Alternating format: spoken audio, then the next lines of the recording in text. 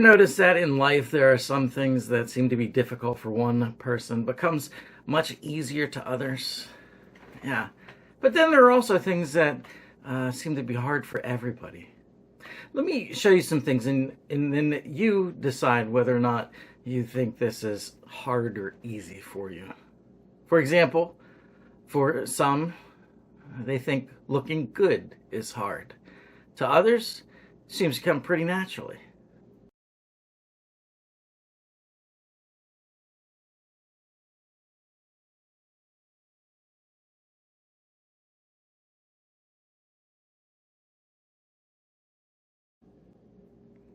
Ha! Now that is natural beauty if I have ever seen it. You agree? Yeah. Next one. For some, baking is hard. Yeah!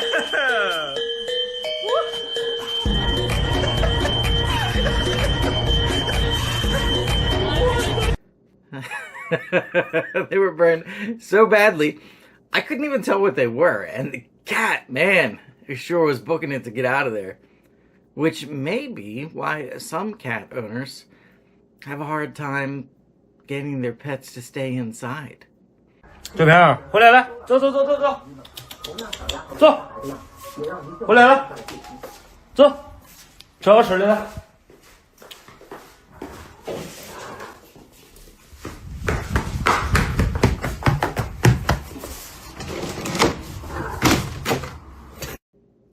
That is using your head. Are pets a difficult topic for you?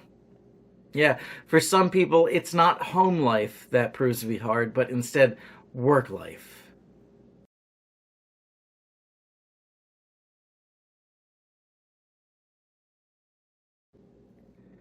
I feel like just after that, you just get to clock out and go home for the day.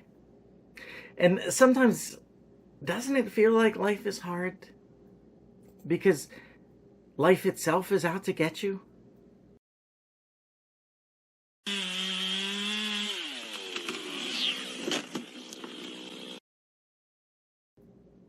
See, that's when you know that life is hard. When even the trees have turned against you, it is a difficult life. Do you know what else is hard? Following through with the promise made during a sermon. I find that one tough too. Let me tell you what I mean. Last Sunday, I preached on the fruit of the Spirit. If you missed it, congratulations. Why do I congratulate you? Because the rest of us were forced to spend the week thinking about how much fruit is missing from our Holy Spirit fruit salad. I mean, last week we were given a pretty big list of things that should be present in our lives and in our Christian walks. We weren't just meant to pursue one or two of the fruit of the Spirit, right? No, we are meant to possess all of the fruit of the Spirit. And let's see if you can remember exactly what those fruit are. The fruit of the Spirit is love, joy, peace, patience, kindness, goodness, faithfulness, gentleness, and self-control. Ringing a bell? Last week we were challenged to see what fruit was lacking in our lives and do our best to make it a bigger part of who we are. So, how did you do? Did you find yourself trying to be more patient? Did you try harder to be more gentle? Were you a kinder person? I should have known better than to preach a challenging sermon like that. Gets me every time. You know why? Because I am sure you've experienced this like I have. You feel God talk to you about something and then you respond by telling him, okay, God, I'll give it a shot. And then he does what he does and he immediately puts somebody in your path that will test your resolve on that subject. You know what I'm saying? Yeah, I wrote that sermon on Friday and promised God that I would really try to pursue this fruit. And then on Saturday, I go to Sam's Club along with every other person in the town of Butler. I couldn't find a space for a long time, and then I finally found one.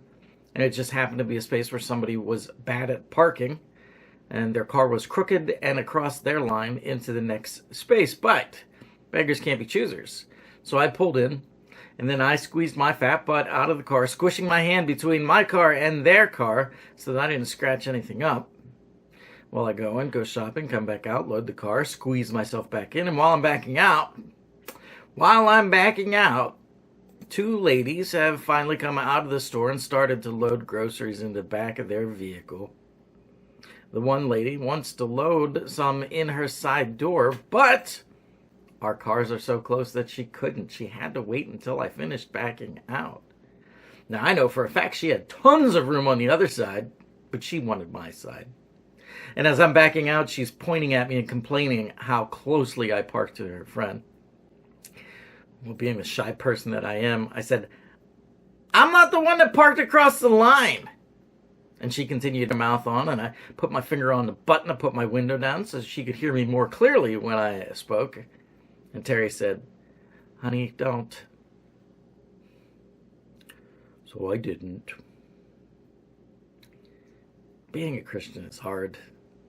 It's hard. And if you don't think that being a Christian is hard, then guess what? You're not doing it right.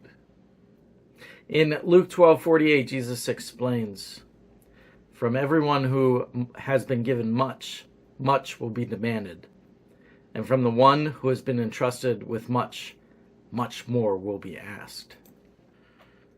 You see, that's a part of being a Christian that a lot of people don't like, and many others don't understand. See, as Christians, as God's children, as His chosen representatives, we are called to a higher standard. We are asked to have traits that the rest of the world doesn't like the fruit of the Spirit. We are asked to rise above, no matter how low somebody else goes. We're asked to be better than those around us. We are called to be more loving, more joyful, more peaceful, more patient, more kind, more good, more faithful, more gentle, more in control than everyone else around us. And I'm like you. I just want to wind out, that's not fair. I mean, seriously. I want to wind it out in the same way that we would if we're getting lectured and our brother and sister isn't, even when they started it.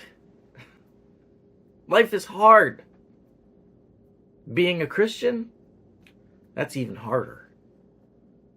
For a Christian, even church is hard. I read a written piece one time which was called "Church is Hard." And boy, does it hit the nail on the head with this one. Let me read it to you. Church is hard. Church is hard for the person walking through the doors afraid of judgment. Church is hard for the pastor's family under the microscope of an entire body. Church is hard for the prodigal soul returning home broken and battered by the world. Church is hard for the little girl who looks like she has it all together, but doesn't. Church is hard for the couple who fought the entire ride to service.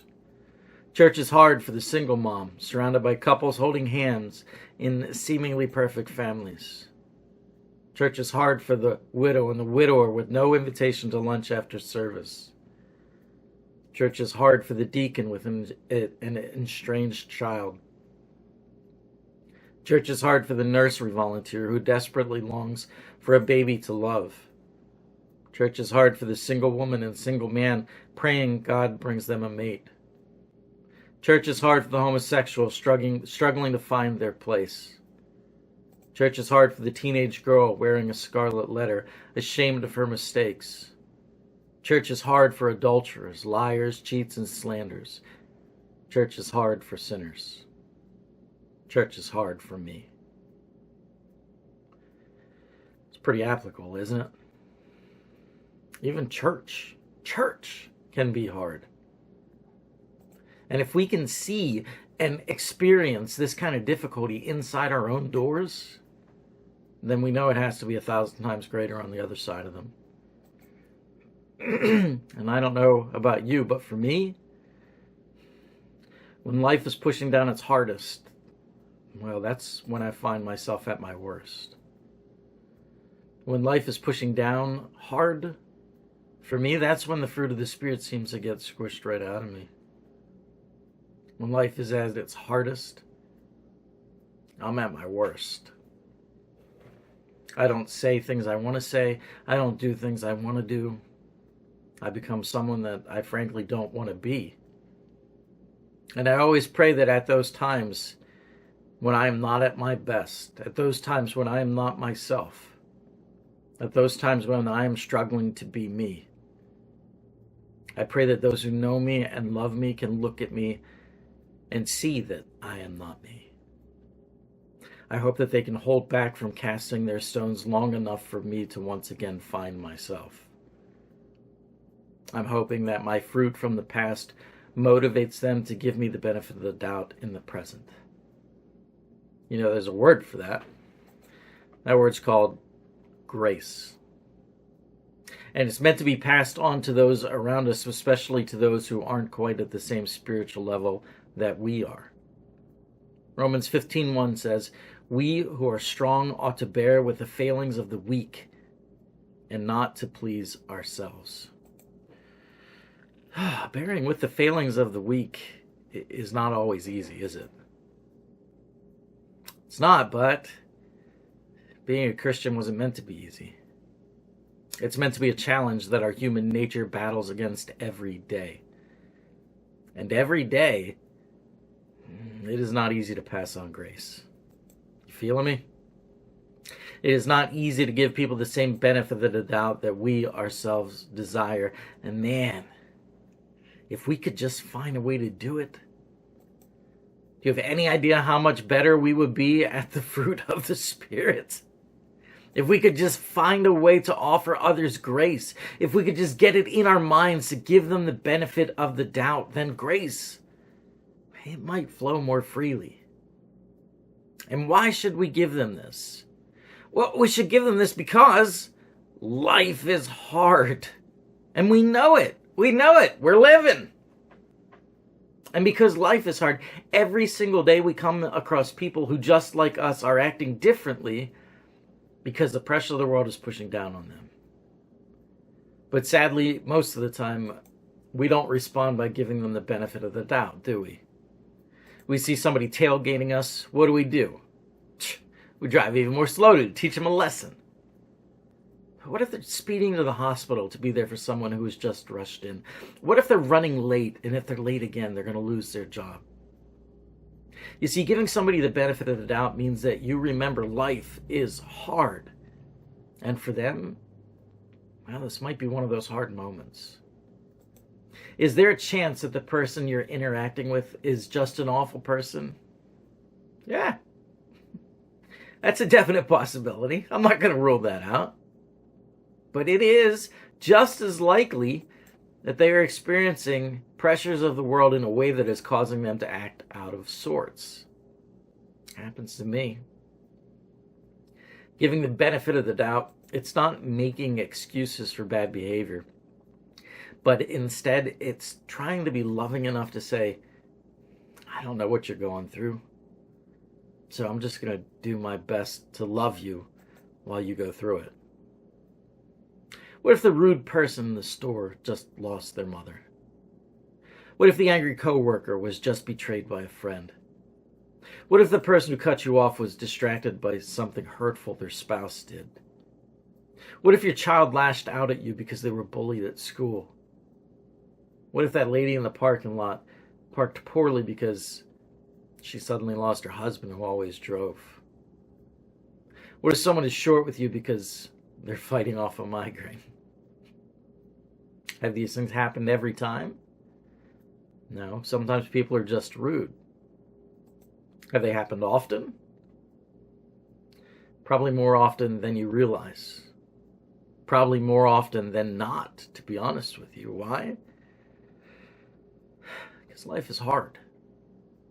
And it's not just hard for you. If you want to be loving and kind and gentle and patient and all those other great things, then start it off by first giving the benefit of the doubt. What does that look like? Well, it looks like you allowing a hurtful comment to roll off of you because you know it was out of character for the person that said it. It looks like you giving your spouse a little bit more forgiveness because you know something is weighing heavy on them. It's about not talking back angrily to someone, even if they deserve it. It's about not telling the whole world how someone wronged you. It's about taking a step back during all those moments when people are acting less than stellar, and instead of responding in kind, instead of giving them back right what they gave to you, it's purposely giving them the benefit of the doubt. Because that's what you would love for them to do during your not so proud moments. Life is hard. And not just for you. It's hard for all of us. So let us begin to treat each other the way we want to be treated, by offering each other the benefit of the doubt. I promise if you do, you're going to have the chance to grow a whole lot more fruit. Thanks for watching. Thanks for listening. Take care. God bless. Hope to see you soon.